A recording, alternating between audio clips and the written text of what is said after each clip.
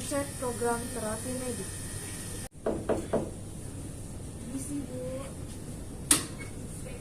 Perkenalkan, saya perawat Gracie Nobi, mahasiswa perawatan dari Universitas Pelita Harapan yang akan merawat Ibu dari jam 7 hingga jam 12 nanti.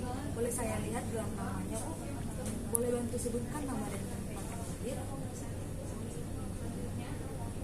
Sudah sesuai ya Bu? Ibu ada keluhan nggak pagi ini? Boleh tidur semalam Bu? Boleh ya Bu. Jadi tujuan saya ke sini, saya nanti akan memeriksa area intim Ibu. Apakah Ibu bersedia sebelumnya? Jadi tempatnya di sini saja, kira-kira membutuhkan waktu 15 sampai 20 menit. Sebelumnya saya akan menjelaskan tindakan yang akan saya lakukan. Nanti saya hendaknya akan menanyakan beberapa hal yang sensitif ya Ibu. Kemudian saya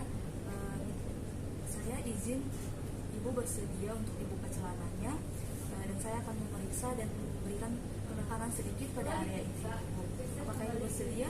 Ada yang mau ditanyakan Bu? Tidak ada ya Bu. Saya akan persiapkan alat dulu. Ibu boleh beristirahat dulu ya Bu. Saya akan kembali lagi. Permisi Bu. 3. Saya kembali Bu. Selamat dulu Bu.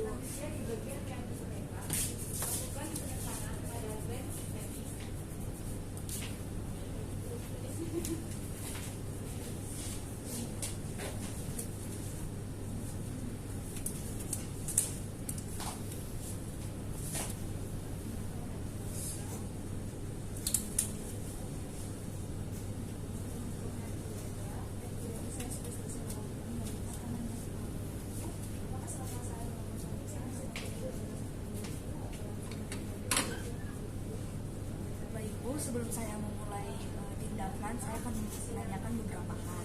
Sebelumnya, apakah Ibu sudah menikah? Belum ya Ibu. Ibu saat mengalami menstruasi, apakah teratur tiap bulan Bu? Kira-kira saat Ibu menstruasi itu bisa berapa hari ya Bu? Apakah saat Ibu menstruasi ada nyeri atau keluhan lain? Tidak ada ya Bu. Setiap hari ketika Ibu menstruasi itu bisa berapa kali ganti? 3 kali ya Bu. Ibu selain dari menstruasi, apakah Ibu pernah mengalami pendarahan, nyeri, atau luka di bagian area intim? Tidak ya Bu. Saya sudah selesai menanyakan beberapa hal. Saya akan memulai tindakannya ya Bu. Saya izin buka celananya ya Bu.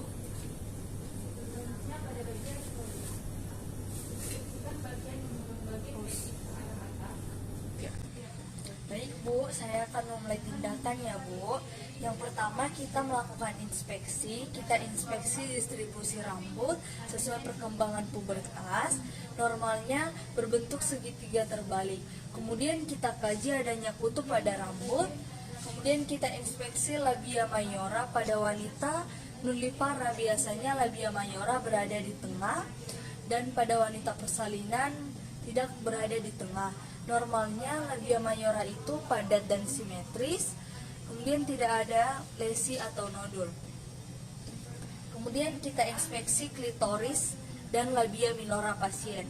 Labia minora normalnya berwarna merah muda gelap, lembab, dan tampak simetris. Kemudian klitoris berada pada titik garis tengah. Kemudian periksa bukaan vagina, tampak seperti celah vertikal sempit, dibuka dapat lebih besar. Kemudian kita periksa perineum, tampak halus. Kemudian inspeksi belum ke sana. Ya buat aja. Ke sana sekali lagi belum ganti. Sana saya. Oke. Iya. Kemudian kita inspeksi apakah ada luka episiotokomiki atau jika setelah persalinan. Kemudian anus pasien normalnya kulit kasar dan warnanya lebih gelap.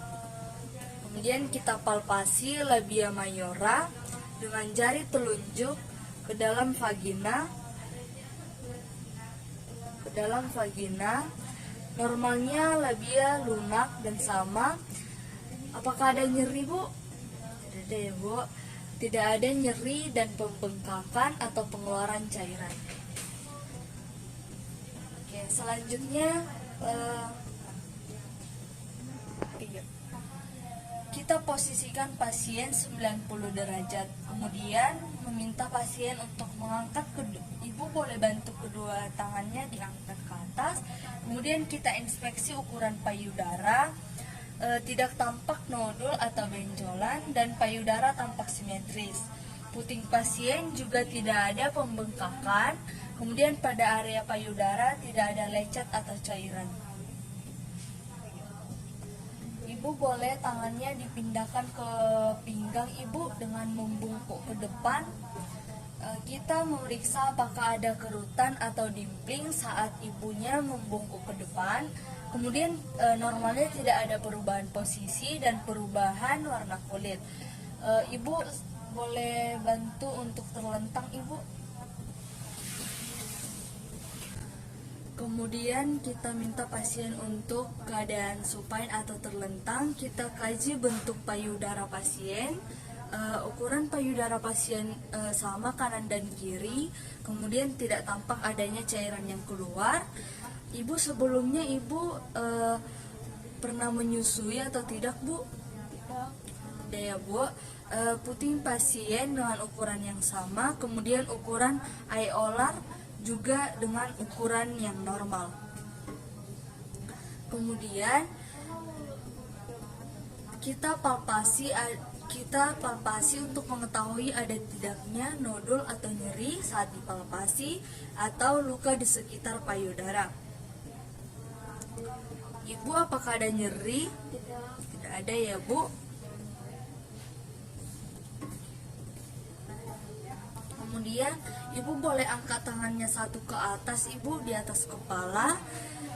Kemudian kita kaji apakah payudara tertarik ke atas, dan lebih maksimal kita melakukan palpasi di area luar ke dalam. Boleh juga payudara dari atas ke puting dan juga searah jarum jam dengan 4 kuadran yang berbeda.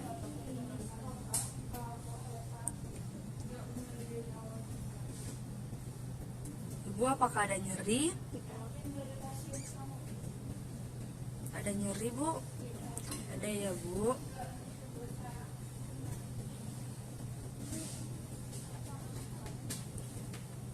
Tidak tampak adanya nodul pada payudara pasien.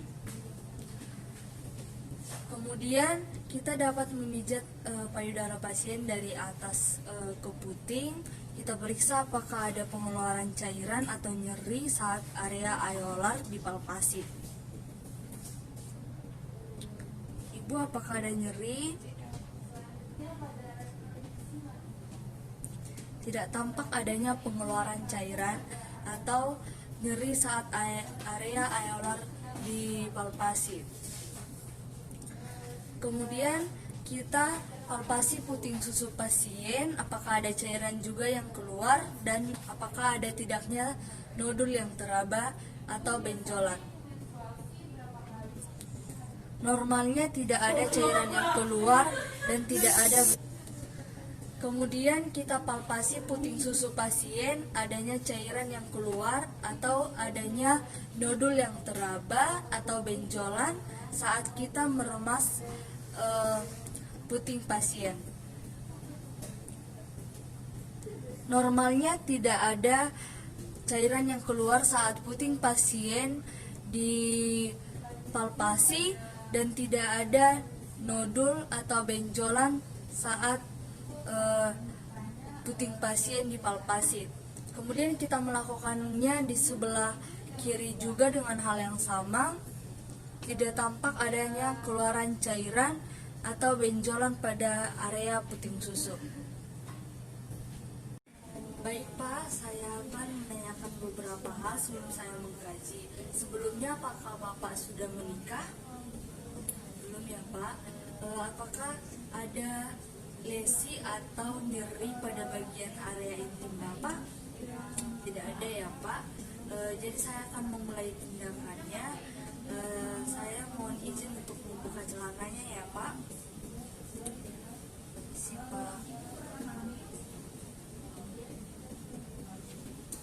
saya akan melakukan sedikit penekanan ya Pak. Yang pertama kita inspeksi keadaan kulit penis pasien dan perkembangan penis dan daerah distribusi rambut pada daerah kemaluan pasien. Kemudian kita inspeksi sekitar pangkal penis, apakah ada lesi, nodul, inflamasi, atau gatal, kutu pada rambut kemaluan pasien. Kemudian kita inspeksi glans pasien, kita melihat apakah pasien sudah disunat atau belum. Jika belum disunat, kita dapat menarik kulit sirkumsisi pasien ke arah dalam. Kita menarik prepusium dan kemudian kita kaji apakah ada snegma atau lesi atau inflamasi. Kemudian kita kembalikan ke posisi semula sambil kita kaji apakah ada parapimosis atau pimosis. Kemudian kita inspeksi meatus uretra pasien. Pak, apakah nyeri Pak? Tidak. Kita cek juga atau kaji hipospadia atau epispadia. Kemudian distribusi rambut kemaluan, tidak tampak ada kutu atau tidak. Kemudian kita palpasi batang penis atau scropus. Apakah ada nyeri Pak?